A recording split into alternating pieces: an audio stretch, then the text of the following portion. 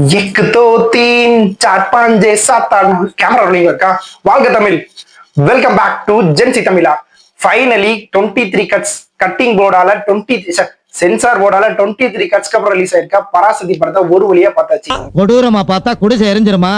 இப்ப பாருடா குடிசை எரிஞ்சா என்ன நடக்குதுன்னு. எப்படா இது உங்க பவர்ல தான்ப்பா தெரியுது. அடே பவர்ல எரியலடா, இப்ப போனானே ஜவலி அவன் செஞ்ச டவர்ல எரியுதுடா.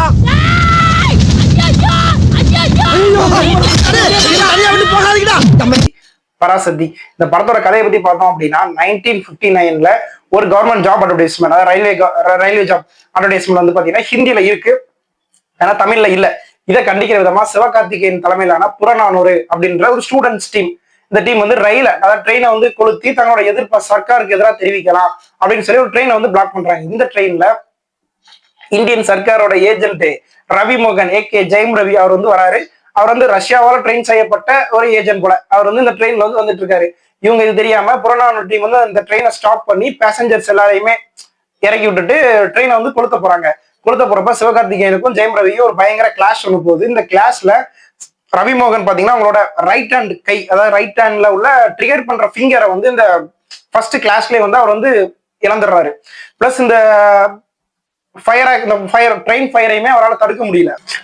இதெல்லாம் முடிஞ்சு புறநானூறு டீம் அவங்களோட சேஃப் பிளேஸ்க்கு போயிடுறாங்க. மறுநாள் தான் அவங்களுக்கு வந்து நியூஸ் தெரிய வருது, என்னன்னா இவங்க கூடயே இருந்த ஒரு ஸ்டூடெண்ட் இந்த ட்ரெயின் ஃபயர் ஆக்சிடென்ட்ல இறந்துடுறாங்க. ட்ரெயினை ஃபயர் பண்ணிட்டு ஒருத்தரையா இறக்கி காப்பாத்திட்டு வரதுக்குள்ள இவர் அதுல வந்து மாட்டிக்கிட்டு இறந்துடுறாரு அப்படின்ற இன்சிடென்ட் வந்து தெரிய வருது. ரொம்ப வந்து ஃபெல்ட் ஆயிடுறாரு, ஏன்னா ரொம்ப ஹர்ட் ஆயிடுறாங்க. புறநானூறு டீமே வந்து டோட்டலா அப்படியே வந்து ஷட் டவுன் பண்ணிடுறாரு. இது நடந்து 5 இயர்ஸ்க்கு அப்புறம் திரும்பவும் இதே மாதிரி சேம் வந்து ஆன்டி தமிழ் ப்ரோக்ராம் மொமெண்ட் வந்து நேஷனல் கவர்மெண்டால பண்ணிக்கிட்டே இருக்கிறாங்க. இதுக்கு அகைன்ஸ்டா சிவகார்த்திகேயனோட தம்பியா அதர்வா இந்த படத்துல நடிச்சிருக்காரு. அதர்வா வந்து பாத்தீங்கன்னா கண்டினியூஸா போராட்டம் பண்ணிக்கிட்டே இருக்காரு வன்முறை மூலமா. இது எஸ்கேக்கு பிடிக்கல, எஸ்கே அப்பப்போ வான் பண்ணிட்டே இருக்கிறாரு. இதுல ஸ்ரீலீலா அதர்வாக்கு ஃப்ரெண்டா நேஷனல் எஃப்எம் ரேடியோல ஒர்க் பண்ணக்கூடிய ஒரு பொண்ணா அதர்வா வீட்டுக்கு ஆப்போசிட்ல இருக்கிறாங்க. இருந்துகிட்டே எஃப்எம் ரேடியோல இப்ப அதாவது காலையில வாசிக்க வேண்டிய நியூஸ் முந்தின நாள் நைட்டே வந்திருந்தா அதுல ஏதாவது ஆன்டி தமிழ் நேஷனல் மூவ்மெண்ட் பத்தின நியூஸஸ் ஏதாவது கிடைச்சதுன்னா அதை எடுத்து அகர்வாக்கு கொடுத்து போராட்டத்துக்கு அப்பப்போ ஹெல்ப் பண்ணிட்டு இருக்கிற ஒரு பொண்ணா ஸ்ரீலீலா நடிச்சிருக்காங்க. இப்ப இதே மாதிரி சென்ட்ரல் கவர்மெண்ட் தொடர்ந்து ஆன்டி நேஷனல் தமிழ் மூவ்மெண்ட் பண்ணிட்டே இருக்கும்போது அதாவது அவங்க கண்ட்ரோல்ல வர டைரக்டா அவங்க கண்ட்ரோல்ல வர போஸ்ட் ஆஃபீஸ் இந்த மாதிரி விஷயங்கள்லாம் டைரக்டா எந்த லாங்குவேஜுமே கிடையாது. அதாவது இங்கிலீஷ் தமிழ் ரெண்டையுமே ரிமூவ் பண்ணிட்டு அந்த ஃபார்ம் ஃபில் பண்றது, மணி ஆர்டர் அனுப்புறது, இந்த மாதிரியான எல்லா விஷயத்துக்குமே ஹிந்தியை வந்து இதாக்கிறாங்க. இதனால பாமர மக்கள் ரொம்பவே கஷ்டப்படுறாங்க. இந்த மாதிரியான ப்ரெஷர் அதிகமாயிட்டே இருக்க அதர்வா என்ன பண்றாருன்னா லோக்கல்ல உள்ள ஒரு ஹிந்தி மொமெண்ட், அதாவது ஒரு ஹிந்தி பரப்புரை ஆபீஸ், தமிழ்நாட்டில் இருக்கிற மதுரையில இருக்கிற ஒரு ஹிந்தி பரப்புரை ஆபீஸை வந்து எரிச்சிடுறாரு. இந்த ஹிந்தி பரப்புரை ஆபீஸை அகர்வா எரிச்சதுக்கு அப்புறம் இந்த நியூஸை ஃபைன் பண்றதுக்கு யார் எரிச்சா, எந்த ஸ்டூடெண்ட் இதை பண்ணா அப்படின்றத கண்டுபிடிக்கிறதுக்கு டைரக்டா ரவி மோகனை வந்து ஹையர் பண்றாங்க. ரவி மோகன் அந்த ட்ரெயின் ஆக்சிடென்ட் ஒரு 5 இயர்ஸ் 6 இயர்ஸ் முன்னாடி அந்த ஃபர்ஸ்ட் சீன்ல பார்த்த ட்ரெயின் ஆக்சிடென்ட்க்கு அப்புறம் அந்த ட்ரெயின் ஆக்சிடென்ட்டை தடுக்க முடியாதனால பனிஷ்மெண்ட் டியூட்டி பார்த்துட்டு இருக்காரு. பனிஷ்மெண்ட், அதாவது நீ இவ்வளவு பெரிய ஒரு ஏஜென்டா இருந்துட்டு ரஷ்யாவால ட்ரெயின் பண்ணப்பட்ட ஏஜென்டா இருந்துட்டு நீ இருக்கும் போதே வந்து இந்த ட்ரெயினை வந்து ஈஸியா கொடுத்துட்டு போயிட்டாங்க அப்படின்னு சொல்லி வந்து ஒரு பனிஷ்மெண்ட் டியூட்டி மாதிரி ஒரு 6 இயர்ஸ் கண்டினியூஸா போட்டாங்க. அதாவது இந்த விடுதலை படத்துல சூரிய பாப்பார்ல அந்த மாதிரி பனிஷ்மெண்ட் டியூட்டி பார்த்தாங்க. இப்ப அதுல இருந்து அது முடிச்சு அவர் வந்து லெஃப்ட் ஹேண்ட்ல ஷூட்டிங், அதாவது ஃபர்ஸ்ட் ரைட் ஹேண்ட்ல அவரோட ட்ரிகர் பண்ற ஃபிங்கர் போயிருவாங்க. ஸோ லெஃப்ட் ஹேண்ட்ல ஷூட் பண்ற அவரோட கரியரே முடிஞ்சிருச்சுன்னு நினைக்கிறப்ப அவர் இல்ல நான் விட மாட்டேன் அப்படின்னு சொல்லி தன்னோட லெஃப்ட் ஹேண்ட்ல வந்து ஷூட் பண்ண ட்ரெயின்லாம் எடுத்துக்கிட்டு இப்போ இந்த கேஸ்க்காக வராரு. இதுக்கப்புறம் என்ன ஆக போகுது, அதர்வாக்கோ ஸ்ரீலீலா எஸ்கே இவங்களுக்கு என்னாச்சு, எஸ்கே திரும்ப இந்த போராட்டத்துல எப்படி வந்தாரு, இதுக்கு ஃபைனலா தமிழ் ஜெயிச்சுச்சா, ரவி மோகன் வந்து இதை வந்து எப்படி வந்து ஒரு பர்சனல் வெஞ்சன்ஸா பாக்குறாரு, இதெல்லாம் சொல்லக்கூடிய படம் தான் பராசக்தி. ஸ்டோரி வைஸ் ரொம்ப ஸ்ட்ராங்கான படம். இந்த படத்தை இவ்வளவு ஸ்ட்ராங்கா என்டர்டைன்மெண்டா ப்ரெசென்ட் பண்ணிருக்காங்கன்னு பார்த்தா இல்ல. இது வந்து ஒரு ஹிஸ்டரியை பேசக்கூடிய படம். இந்த படத்துல இவங்க வந்து கமர்ஷியல் எலமெண்டா பிளெண்ட் பண்றதுக்கு ரொம்ப ட்ரை பண்ணிருக்காங்க. ஆக்சுவலா இந்த படம் எப்படி வந்து வந்திருக்க வேண்டிய படம் அப்படின்னா ஒரு டாக்குமெண்ட்ரியா வந்திருக்க வேண்டிய படம். ஏன்னா இந்த படத்துல அவ்வளவு வந்து டீடைலிங்கா, அவ்வளவு ஒரு ஹிஸ்டரி, அவ்வளவு ஒரு வலியும் இந்த படத்துல வந்து இருக்கு. இந்த படத்தை வந்து இவங்க வந்து ஒரு கமர்ஷியல் எக்ஸ்பர்ட்டா கொண்டு வரணும் அப்படின்னு ட்ரை பண்ணும்போது அது வந்து சாத்தியம் கிடையாது. ஆனா இவங்க முடிஞ்ச அளவுக்கு ட்ரை பண்ணிருக்காங்க. ஹிஸ்டரியவும் கமர்ஷியலையும் பிளெண்ட் பண்ண ட்ரை பண்ணிருக்காங்க. அது வந்து ஒட்டல, படத்தோட லேகிங் ரொம்ப லேகுக்கு தான் இது வந்து காரணமாயிடுது. முக்கியமா சொல்லலாம் ஸ்ரீலீலா அப்புறம் எஸ்கேவோட லவ் போர்ஷன்ஸ் வந்து எதுவுமே எடுபடல.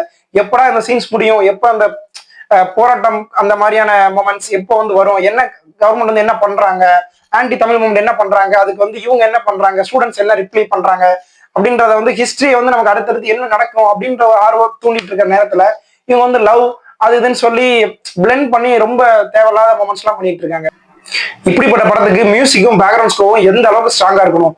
ஜிவி இதை வந்து கொடுத்தாரான்னு கேட்டா கொடுத்தாரு. ஆனா பேக்ரவுண்ட் ஸ்கோர் நல்லா இருக்கிற அளவுக்கு சாங்ஸ் எதுவுமே எடுபடல.